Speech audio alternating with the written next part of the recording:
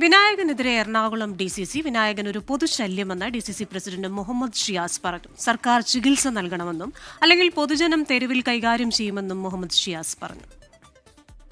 ഒരു പൊതുശല്യമാണ് വിനായകൻ എന്ന് പറയുന്നത്. പൊതുശല്യമാണ്. ആ പൊതുശല്യത്തെ ഒന്നില്ലെങ്കിൽ സർക്കാർ ചികിത്സിക്കണം, അല്ലെങ്കിൽ ശക്തമായ നിയമ നടപടി സ്വീകരിക്കണം.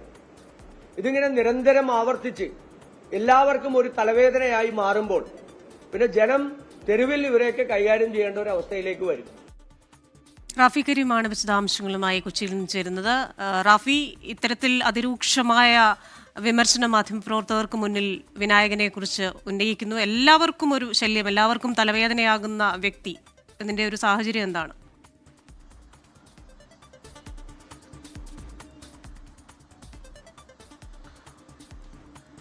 തീർച്ചയായും DCC പ്രസിഡന്റ് മുഹമ്മദ് ഷിയാസ് ആണ് ശക്തമായ രൂക്ഷമായ ഭാഷയിൽ വിനായകനെതിരെ ഇപ്പോൾ രംഗത്തെത്തിയിരിക്കുന്നത്. ഇതിൽ പ്രധാനപ്പെട്ട കാര്യം ഈ രാഷ്ട്രീയ നേതാക്കൾക്കെതിരെയും ഒപ്പം തന്നെ അടൂർ ഗോപാലകൃഷ്ണൻ അടക്കമുള്ള, യേശുദാസ് അടക്കമുള്ള കലാകാരന്മാർക്കെതിരെയും വിനായകൻ തന്റെ ഫേസ്ബുക്ക് പോസ്റ്റിലൂടെ നടത്തിയ അസഭ്യവർഷത്തിനെതിരെയാണ് ഇത്തരത്തിൽ മുഹമ്മദ് ഷിയാസ് ഒരു പ്രതികരണം നടത്തിയിരിക്കുന്നത്. വിനായകനെ കലാകാരന്മാരെ അപമാനിക്കുന്ന വൃത്തികെട്ടവൻ എന്നാണ് ഷിയാസ് അഭിസംബോധന ചെയ്തത്. ഒപ്പം തന്നെ വിനായകനെ സർക്കാർ ചികിത്സ നൽകാൻ തയ്യാറാകണം, ശക്തമായ നിയമ നടപടി സ്വീകരിക്കണം, അല്ല എങ്കിൽ വിനായകനെ ജനം തെരുവിൽ നേരിടുമെന്നുള്ളതാണ് മുഹമ്മദ് ഷിയാസ് പറഞ്ഞു വെക്കുന്നത്. ഒപ്പം തന്നെ ഈ ഷിയാസിന്റെ പത്രസമ്മേളനം നടക്കുന്ന സമയത്തായിരുന്നു വിനായകന്റെ ഫേസ്ബുക്ക് പോസ്റ്റ് വരുന്നത്. സോറി എന്ന ഒരു ഫേസ്ബുക്ക് പോസ്റ്റാണ് വിനായകൻ അതിൽ കുറിച്ചിരുന്നത്. അതുമായി ബന്ധപ്പെട്ട് ചോദിച്ചപ്പോൾ ആരെയും എന്തും പറഞ്ഞിട്ട് സോറി പറഞ്ഞിട്ട് കാര്യമില്ല എന്നുള്ള മറുപടിയും മുഹമ്മദ് ഷിയാസിന്റെ ഭാഗത്തുനിന്നുണ്ടായിരുന്നു. ശരി, അതിരൂക്ഷമായ വിമർശനമാണ് വിനായകനെതിരെ DCC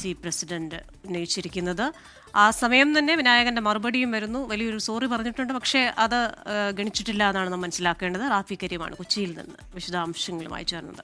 ലോകത്തെവിടെയായാലും ഏത് സമയത്തും 24 വാർത്തകളും ഓഗ്മെന്റഡ് റിയാലിറ്റി പാക്കേജുകളും എക്സ്പ്ലെയിനറുകളും വിശദമായി കാണാൻ ഞങ്ങളുടെ YouTube ചാനൽ നിങ്ങൾക്ക് സബ്സ്ക്രൈബ് ചെയ്യാം.